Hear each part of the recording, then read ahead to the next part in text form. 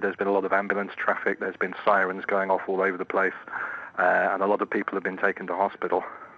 It's also, David, a residential area as well as being home to those two iconic tourist locations. Well, actually, it isn't. It's a large square surrounded by the main mosques in Istanbul, the Sultanahmet or Blue Mosque. There's a number of other smaller mosques. The huge Byzantine Cathedral, Hagia Sophia, the Underground Palace, which is a Byzantine water system, and a lot of small hotels.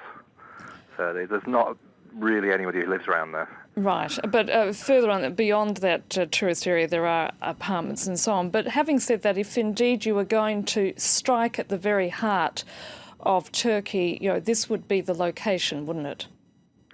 Well, this would be the location you would attack if you wanted to attack the Turkish tourism industry. Killing tourists, foreign tourists, obviously makes the headlines around the world. Doing so right in the very centre of Istanbul, in the main area that tourists are attracted to. I think the message is very much whoever was responsible wants to affect the tourism industry in Turkey. They want to encourage tourists not to come here, which is very worrying. Tourism is a huge part of the Turkish economy. Yes, Istanbul is the sixth most visited city in the world, apparently. And, of course, the country, as I was just saying earlier to our correspondent in Ankara, has been on high alert since those bombings last year.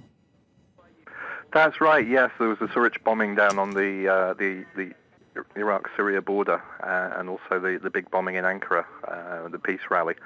As a long-time resident of Istanbul, I can say that I've been on alert for some time. I've lived here for 27 years, and really I'm reaching the point where I'm wondering how long I'm going to be able to continue living here. I really don't feel safe anymore.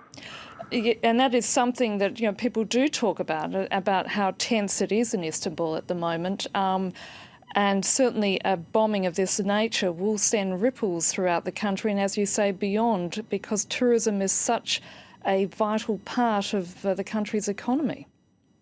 It is, and this is not the first time that the tourism sector has been targeted. There's been similar attacks in, I think, if I remember rightly, in late 1999 and either, I think it was 2001 or 2002.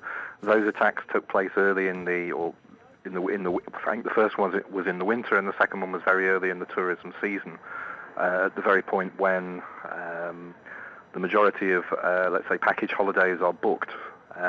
So certainly the likely effect is that people who are now thinking about where they're going to go on holiday this summer will possibly be thinking that they don't want to come to Turkey as a result of this bombing.